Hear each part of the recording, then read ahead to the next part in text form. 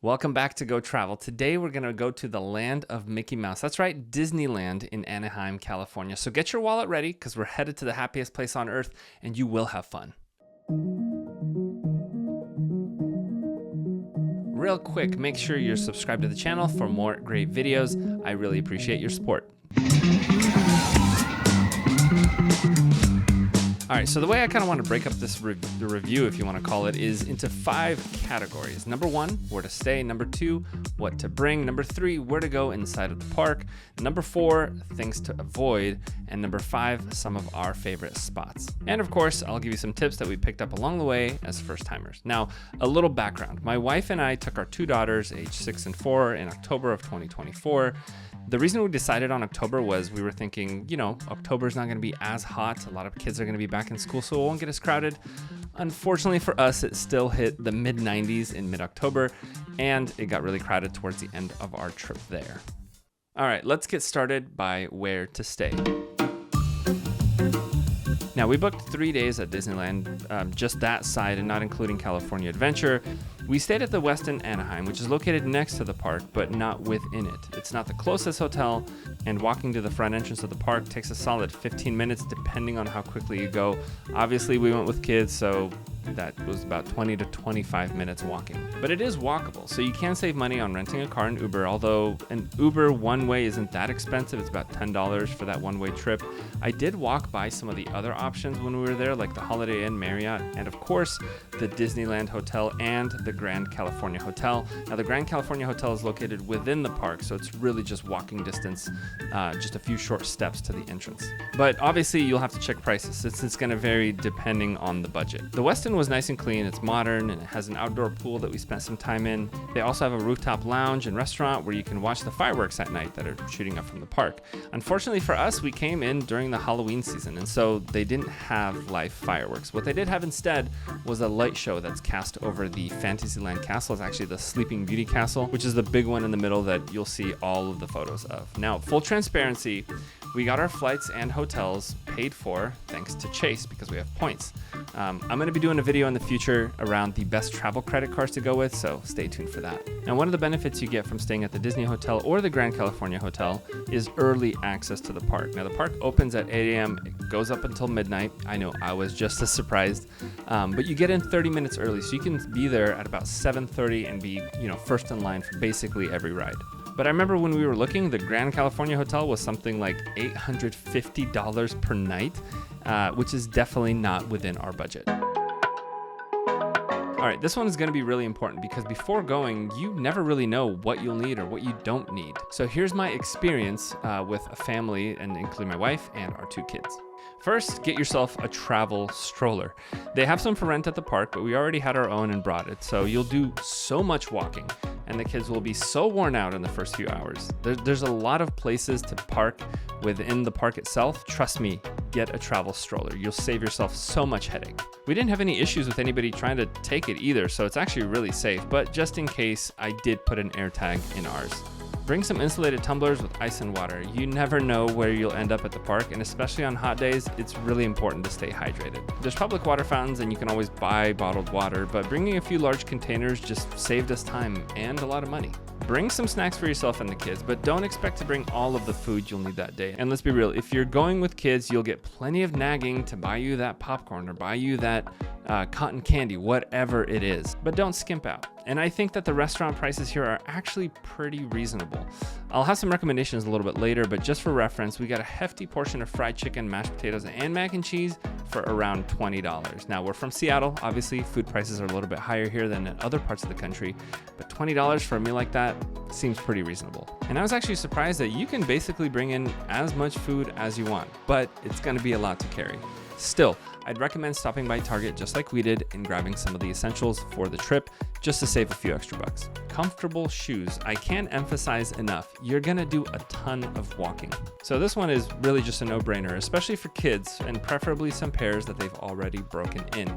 Now, portable chargers are also gonna be really important because it's hard to find outlets and you're constantly moving. You're taking photos and videos, and not to mention you'll be using the park app for the map and booking your lightning lane times.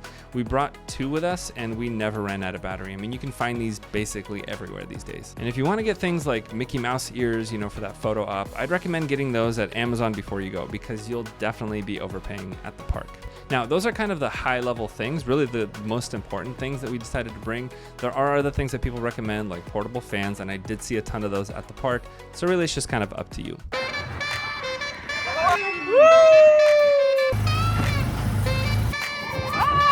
All right, where to go in the park? This one is very difficult to do. Some of this is going to depend on your kids' age. Now, mine are 6 and 4, and they both met the height requirements for 99% of the rides. If you're concerned, the park app tells you the height requirements for each ride, and you can look at that before you even book your trip. So you'll definitely be able to figure that out. We were kind of all over, but Fantasyland, Toontown, and Frontierland is where we spent most of our time. I'd start with Toontown because that's where Mickey and Minnie's house is at, and there's really long lines typically to get into those experiences, but you gotta do it. And then make your way to the rest of the park. The Runaway Railway inside of Toontown was actually a really fun ride, but it gets really busy after 10 a.m., so I'd say if you wanted to start with one, start there. Fantasyland has most of the older, more vintage rides, and some of them do not take lightning lanes, so this would be my second stop just to get these out of the way. There were long lines the entire time we were there for the Peter Pan and Alice in Wonderland rides, both of which were okay, but they both felt a little bit short to me, so I'm not really sure that the standing in line is justified. There's also this Mr. Toad's Wild Ride, which lasted less than a minute, and the lines were definitely not worth it, but again, you're in Disneyland, you're going to be there for a set number of times, you just got to do it for the kids. Now this one's really cool. So you can do a Meet the Princess at the Royal Hall, and the lines here move really slow, but our kids absolutely loved it. And we went there twice on 2 separate days.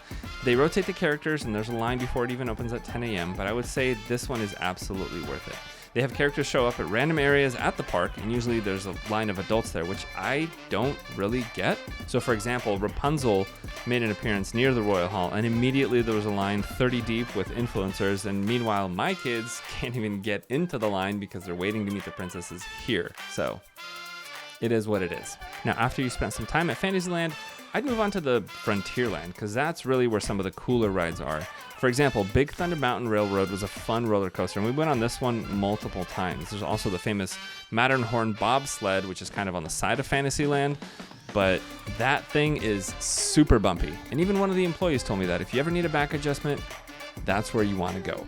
And if you're looking to get out of the heat and are a fan, Pirates of the Caribbean is another good one. It was my wife's favorite one, and my kids still remember it as a highlight a few months later. There's 2 small drops, and you're underground in this animatronic world of song and effects. The whole ride takes about 5 to 6 minutes, which actually makes it one of the longer ones too. And if you feel like smelling exhaust for a while, you can check out Autopia. This one's located inside of Tomorrowland, and kids can drive since there's no way to derail the car, but I would rate it so-so. In that area, there's also Finding Nemo submarine, which I think is a little bit more worth the wait. And again, it's another one of those longer rides, but it's really fun for the kids. Of course, after I told my kids once that something's not real, they started asking me, is this real, on basically every single ride. So, don't spoil their childhood like I did. Now, my kids are still a bit too young to appreciate Star Wars, and I'll be honest, even I'm not a super fan of the franchise, but the Star Wars area is actually really cool. You've got themed characters walking around like Kylo Ren, the Stormtroopers, Chewbacca, and the Mandalorian. And the ride on the Millennium Falcon was actually a really fun one. My only issue with this is it's a 6-person ride, and so if you got a family of 4, you're gonna have 2 other strangers with you, and the ride actually depends on the actions you take within the Millennium Falcon. And with small kids, that's gonna be a bumpy one. Now, Star Wars Rise of the Resistance was another super popular ride. It's so popular, in fact, that it always had a minimum of 1 hour of waiting time. And if you want to use a lightning lane pass for this one, you got to pay an extra $30 or so. And what I'm trying to say is, we didn't get to go on this one, unfortunately. And here's the deal. We had a 3-day pass to Disneyland, and we didn't go on every single ride there is. Some you just don't feel like going on. Others, the lines were so long, and because it's hot out, we didn't feel like waiting, especially with small kids whose feet hurt and who are just always hungry. So kind of go in with the expectation, knowing that you're probably not gonna be able to hit every single ride, so really kind of prioritize what you wanna do. Which is gonna bring me to my next topic, things to avoid. I'll start this section with a gripe session about the lightning lane. I don't think that the lightning lane is worth it. And I know it's been called different things in the past, most recently the Genie Pass, I believe, and I don't know how those previous programs worked, but this one is not it. So first of all, you're paying $40 per person per day. So for us, that was an extra $500 total, give or take. And again, the first issue is it's not like a lightning pass where you kind of just keep, as soon as you get off the ride, you just hop back in line using your lightning pass and you're automatically at the front. Like, this is not Six Flags. You have to make an appointment to the ride you want to go on, and you do this through the app. And then because there's other people doing the same thing, sometimes the earliest time available can be hours out. So for example, I was checking my phone at 11 o'clock because I wanted to go on the Indiana Jones ride using the lightning lane, and the earliest available time to do that was 4:30 p.m. 5.5 hours later. So yeah, that happened, and I have receipts. And again, that was one of the rides that we never ended up going on, unfortunately. The second thing about the Lightning Pass is you can only use it on each ride once per day. So yeah, just the one time. It doesn't really make a ton of sense to me. I mean, I guess I can see why they do it because, you got a lot of people, you're trying to get everybody to have a good experience. This just, it's terrible. Like, I'm sorry. That's just a bad idea. I had no idea that you can only use it once per day. We had to find out when we tried to go on a Buzz Lightyear ride a second time, and they're like, nah, you got to get in the regular line. Third, you can only make one appointment at a time, and you can't book your next appointment until you check in for your current ride. So, however, if the earliest available time is more than 2 hours out, then you can make a second appointment. But again, you can't go right back into the line. You have to make an appointment, and you can't book your next one until you're in line for the current one. Like, who came up with this thing? And this just complicates your whole day. Like, I would much rather just book out my entire day and go from ride to ride immediately, because at least at that point, I know exactly where to take my family next, and I don't have to think about, oh, look at that line. Oh, look at that line. Maybe we should go there. It just makes the whole process a little bit too complicated. And finally, not every ride or attraction has Lightning Lane available, and most of the rides in Fantasyland don't take the Lightning Pass. So if you've already used it on the two most fun rides, which are the Matterhorn and Big Mountain Railroad, you kind of have to go on the others because, well, you've got nothing else to do. You've already burned your one ride for your Lightning Lane per day. And here's the thing, not all lines are treated equal. Like, yes, you can use your Lightning Pass on some rides, but then the regular line is really just like an extra 10-minute wait, so it kind of doesn't even make sense to use it right at that time. And if you're gonna get the Lightning Pass, I'd say try to save it for uses in the evening.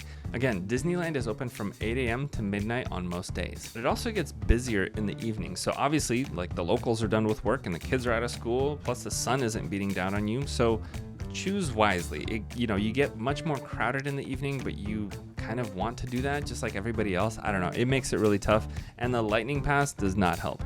In fact, I would say save yourself the money.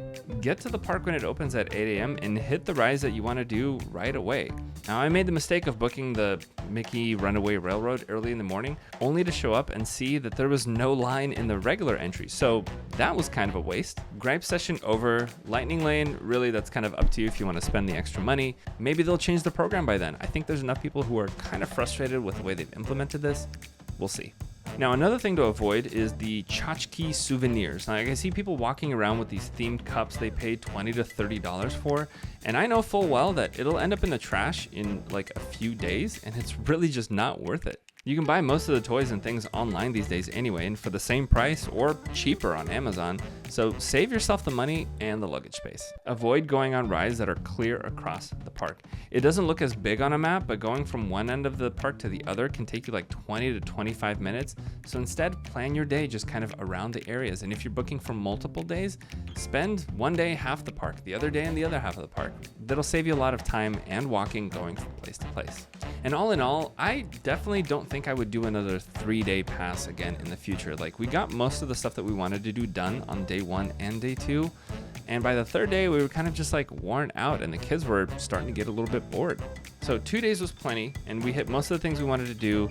The 3rd day is just kind of extra, so really it's just up to you, and maybe if you're traveling far from out of town, you want to get the most out of your experience. But again, the park is open so late, you can spend the entire day. You can spend half a day, go back to your hotel, take a nap with the kids, come come back to the park in the evening and just continue enjoying it. It's just that third day is just really not worth it for us. Your allegiance seems misplaced. Okay, enough negativity. I know that was a little too long, I will admit. So let's talk about some of the positives and things that we really enjoyed and places that you definitely should try. Docking Bay 7 in the Star Wars area had really good cold brew topped with cream and Cocoa Puffs. It's definitely a must try. I think it was a little expensive at like $7 or $8, but it was worth it. It's really good. Dole Whip in the Tiki Juice Bar. Now you can actually order this on the app ahead of time, and it's really worth the hype. Just behind they have a tropical hideaway with other flavor options, but the best one really is just the standard pineapple whip. It's really good. Plaza Inn is going to have some really hearty food for a very reasonable price. As I mentioned, it's right off the main strip when you enter before you get to Tomorrowland. And as far as rides go, like I mentioned, Millennium Falcon, Big Thunder Mountain, Matterhorn bobsleds, Pirates of the Caribbean, and the Runaway Railway were our favorites. If I'm gonna wait in line, these are the ones I'll wait for because they're fun and impressive. It's a Small World was closed when we were there, but people also really enjoy that one. In Tomorrowland, my kids also love the Star Tours with the 3D glasses and the Buzz Lightyear ride. You kind of get your own little cart, you get to steer it around, and you can shoot at robots and aliens. It's kind of fun. And if you want to just sit for a while, the Mark Twain Riverboat is very chill, as is Pirates of the Caribbean, because sometimes parents just need a mental break. The photo op. So there's photographers everywhere, and thankfully, you actually don't have to pay for the photos. I was actually kind of surprised by that. They're not going to be the best, obviously, but hey, they're free and they show up in your app like 5 minutes after they're taken, so that's really nice. And overall, just Disneyland in general is just, it's so well done. Like every little area is themed out to the max. I don't think anybody does it better, to be honest. When you're walking in through the main town, you've got this like kind of old-timey vibe. You go into Tomorrowland, and obviously Tomorrowland maybe like 40 years ago would have felt a little more futuristic. It's a fun little themed area. Again, Fantasyland, Toontown, we went to Mickey and Minnie's house. Every single piece of furniture is sort of like decked out in that Mickey Mouse style. The characters are always super nice. If you've got like Mickey and Goofy walking around, we met them multiple times on different areas of the park. It's just super well done. And so I would say at the end of the day, is Disneyland worth it? Like, yeah, of course, like give it a shot. You got to do it at least once in your life. If you're not doing it for yourself, do it for your kids. You excited for Disney? Yes! Of course I am. You don't know. Is it going to be expensive? Yeah, absolutely. So for a 3-day pass with the Lightning Lane, we paid $1,500 for the 4 of us. That's 2 adults and 2 kids. Obviously, like I mentioned, we saved a lot of money by booking our hotel and our flight using points. I would say you could probably average that out to about another $2,000. So that plus $1,500 plus the amount of money that we spent on like food and drinks and things like that, you're looking at around a $5,000 trip for like 3 days. I wasn't kidding when I meant get your wallet ready. All right, and that wraps it up for Disneyland. It's worth it. Give it a shot. You're going to spend a lot of money. I'll probably never recover from this financially. We was robbed! And if you've got your own tips for visiting the happiest place on earth, make sure you leave those in the comments down below. Thank you guys so much for watching this video. Make sure you're subscribed, hit like, share it with a friend. I really appreciate it. I'll see you all next time. Bye.